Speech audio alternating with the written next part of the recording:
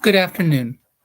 I am David Kerp, an associate professor in the Department of History at Ohio University and also a fellow of our Contemporary History Institute.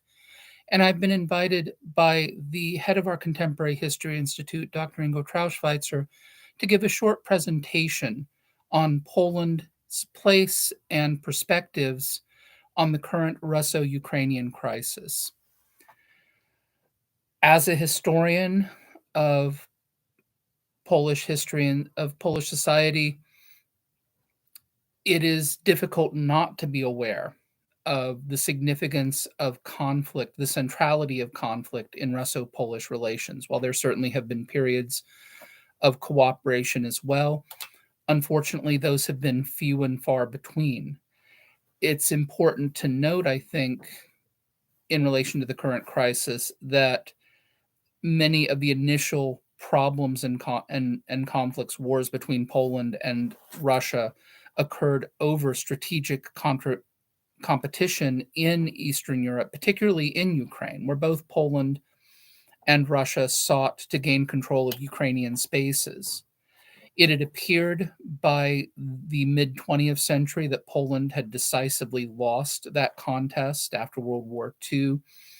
Almost all territories that Ukrainians claimed were their own fell under Soviet Russian control, and who had been a long-standing presence in Ukraine for hundreds of years were ethnically cleansed from the region.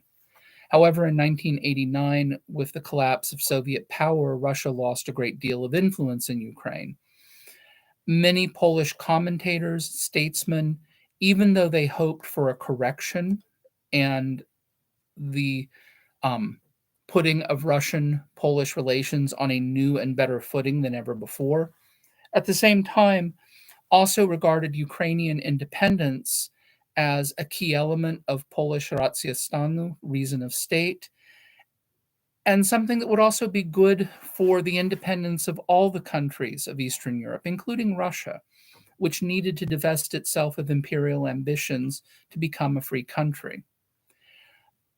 In spite of Polish and Russian initial efforts in the early 1990s to establish better relations, by the mid to late 1990s, many Polish observers came to believe that Russia was engaged in a policy of imperial reconquest, restoration of influence in former Russian imperial and Soviet spaces. And they saw that stepped up in the course of the last several decades under Vladimir Putin's rule. Russian efforts to dominate Central and Eastern Europe have also included direct military threats to Poland, particularly in relation to eventual Polish willingness, after initial reluctance, to host a U.S. missile defense system in Europe that was primarily going to be aimed at protecting European countries from potential Iranian attacks, but which Russia regarded as so unacceptable that when Poles offered to cooperate, eventually, after some initial hesitation, with the American effort to install missile defenses in Europe, the Russian response included direct military threats against Poland as well as the Czech Republic. So Poland's history, both recent and in the distant past, has been quite conflicted with Russia and has led Poles to regard Russia as taking Russia at its word, particularly under Putin, that Russia regards the West as a major strategic competitor and as the vanguard of the corruption of values and the integrity of the Russian state and Russian allies abroad in what Putin and his collaborators have called the Ruski Mir, the Russian world. I would now draw attention to Poland's relations with Ukraine, and Poland has also gone from a country that had initially quite bad relations with Ukraine, particularly the people to people relations between Poles and Ukrainians. In the modern period, Ukrainian nationalism often developed in competition with what many Ukrainians quite rightly perceived as Polish efforts to continue to influence, even dominate Ukrainian culture, society, and politics. These bad people to people social relations manifested themselves at their worst during the Second World War, when the Ukrainian nationalist in the Ukrainian insurgent army, the UPA, launched campaigns to force those Poles living in territories Ukrainian nationalists regarded as Ukrainian out of their country.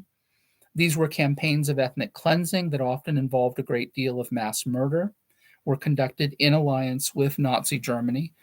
The Ukrainian insurgent army, the UPA, was not simply a Nazi tool. It had its own agenda, its own goals, but it worked in collaboration with the Nazis to conduct campaigns of ethnic cleansing.